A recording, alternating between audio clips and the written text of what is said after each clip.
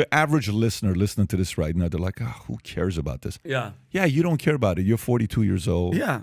You got your job. You're laughing. Maybe it's like, it's not a big deal.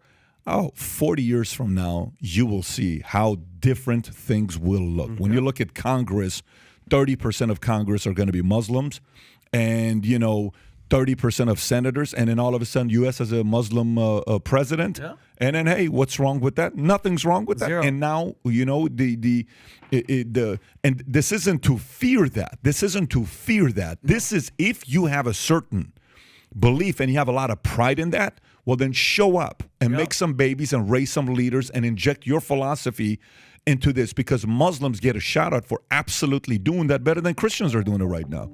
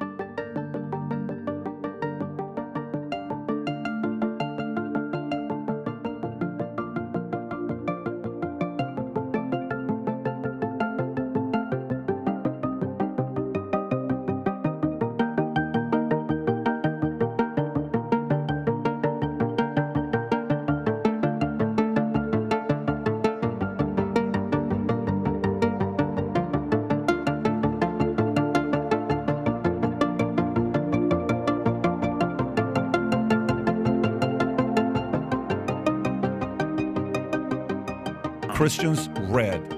Muslims, green. Christians are not having babies like they once were having, and Muslims are having more babies.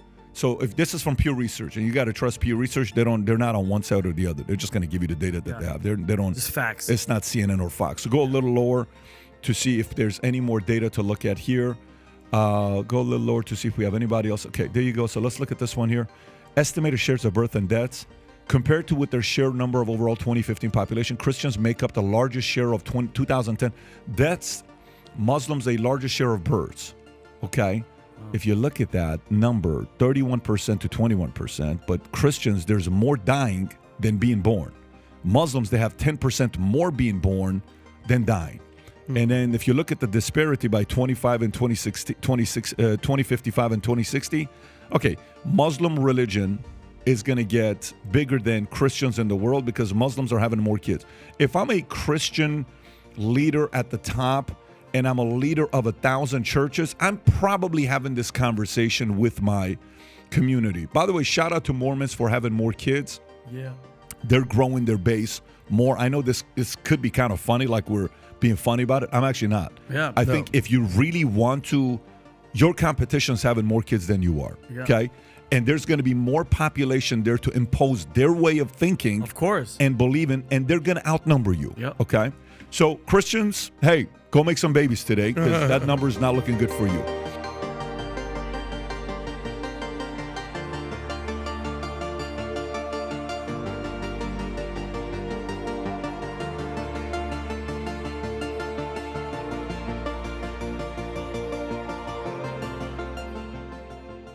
The other day, this what's his name, the football player who wore that jacket at Super Bowl. Did you see the jacket he wore mocking Jesus? Yeah. Did you see the jacket? Who was it? Damar Hamlin. Damar Hamlin, yeah. the guy that almost died on the field. Yeah, and he was praying. What? Yeah, and the AOC said something about He it. wears this jacket mocking Jesus, and what is that? Yeah, so he wears this jacket after he was praising Jesus. Do you know who called him out? Adrian Peterson pulls him out and tweets about it and says, "What kind of a thing are you wearing?" And then there's stuff on football right now saying you should tell him that privately, you shouldn't tell him that publicly. Adrian Peterson's like, "What are you doing?" But this is the guy that almost lost his life for the Bills. The guy that was like, we should be freaking praying. The guy that the first thing was, "Lord loves me," and God was looking at me, and then he did that. So, but here's the point, though. Here's the point. Here's what they're going to say, though. Someone's going to say, "Oh, grow up, guys. This is called art." Yeah. This is called art. Really? No problem. Why don't you do the same art in Prophet Muhammad, and let's see if you'll call that art as well and we're in the Super Bowl. Never again. Go ahead and do that. But here's the point. The point is Christians tend to be forgiven, and they say, let it slide. Muslims are not going to be they don't play forgiven games and say, let it slide. No. So there is that standard and expectation where if somebody sits, let's just say you have two kids.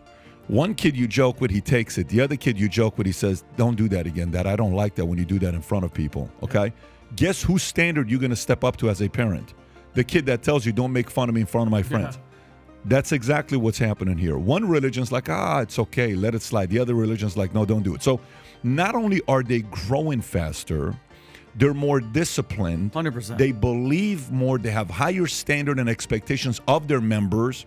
There's a more disciplined way of what you need to do on a daily basis. Praying, the level of commitment to that religion is much higher. 100%. So that's what they're injecting, and they're gonna figure out a way to get into different communities. When you have a long-term thinking mindset, and your opponent does not, it's just a matter of time until you infiltrate universities, until you infiltrate educational system, until you infiltrate school systems, until you infiltrate building churches, until you infiltrate politics, until you infiltrate media, until you they're already doing it right now anyways. And by the way, this isn't if you're Muslim and you're a leader of Islam, your kudos to you strategically. Christians are sitting on the sidelines being very casual about it, and it's almost like the competitor that thinks, it's not a big deal, they're never going to pass us up. Okay, brace for impact, because it's going to come very, very quickly.